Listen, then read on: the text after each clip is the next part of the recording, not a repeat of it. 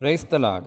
இன்றைக்கான வசனம், மாம்சத்தில் வந்த இயேசு கிறிஸ்துவை அறிக்கை பண்ணாத அநேக வஞ்சகர் உலகத்திலே தோன்றியிருக்கிறார்கள்.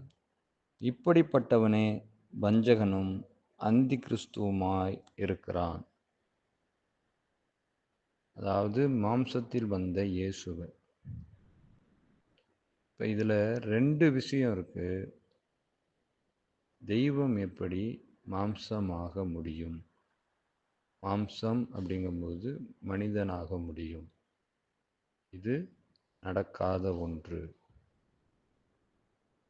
நம்பிக்கை இல்லாத ஒன்று அப்படின்னு சொல்லி கொண்டிருக்கிறவர்கள் வஞ்சகர்களாக இருக்கிறாங்க, அந்தி கிறிஸ்துவாக இருக்கிறாங்க அப்படின்னு இந்த வசனம் நமக்கு சொல்லுது.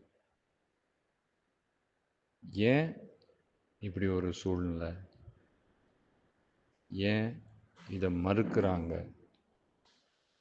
அப்படின்னு நம்ம சிந்தித்து பார்க்க வேண்டிய ஒரு கட்டாயத்தில் இருக்கிறோம். கடவுள் மனிதனாக முடியுமா? முடியும்.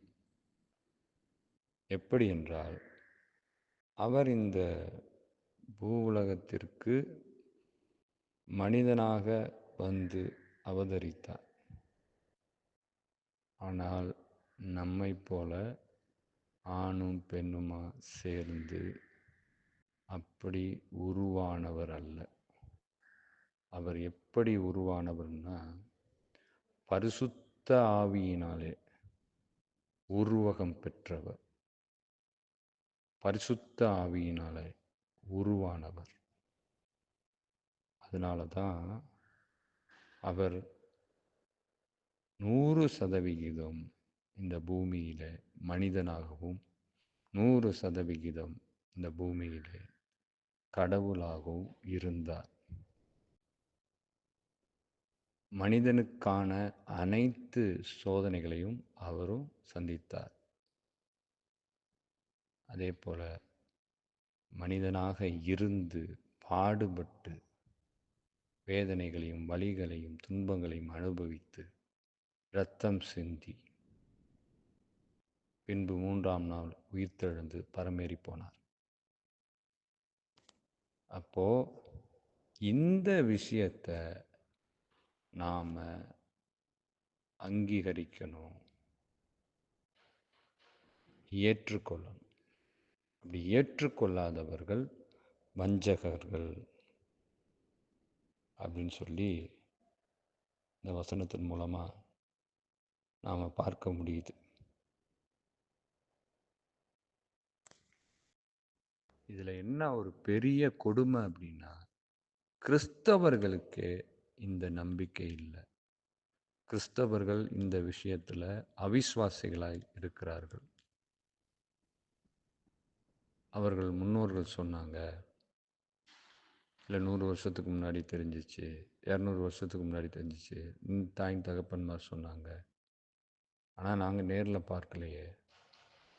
அதனால் இருந்தாலும் எங்களுக்கு ஓகே தான், பட்டு ஏதோ கொஞ்சம் சந்தேகமாக இருக்குது அப்படின்ற ஒரு நிலையில் இன்னைக்கு கிறிஸ்தவர்கள் அநேகர் இருக்கிறாங்க. அவங்களால அதை ஏற்றுக்கொள்ள முடியல. இதை தான் இஸ்ரவேலர்கள் செய்தாங்க, யூதர்கள் செய்தாங்க. இப்போ வரைக்கும் யூதர்கள் அதை தான் செய்து கொண்டு இருக்கிறாங்க.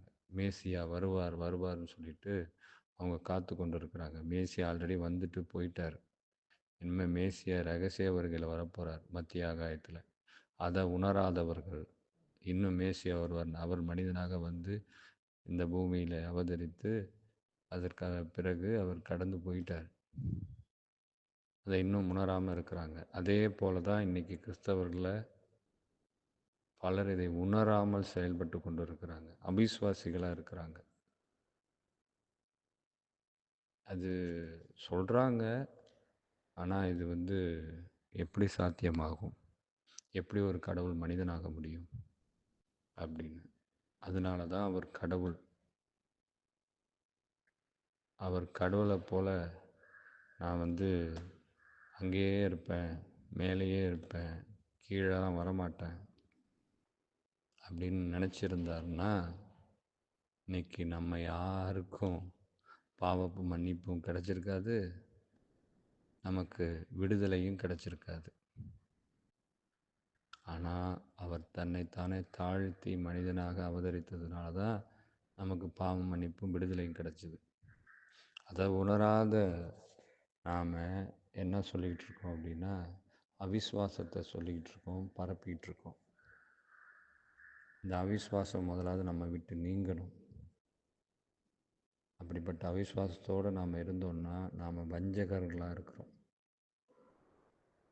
ஏற்றுக்கொள்ளாதவர்களா, வார்த்தையினால் அறிக்கை பண்ணாதவர்களா, இருதயத்தால் உணராதவர்களா இருக்கிறோம். அடுத்தபடியாக இதை எதிர்க்கிற ஆவி, அந்தி கிறிஸ்துவின் ஆவியாக இருக்கிறோம், அந்தி கிறிஸ்துகளாய் நாம் இருக்கிறோம். அநேகர் இதை ஏற்றுக்கொள்ள மாட்டாங்க, எதிர்ப்பாங்க,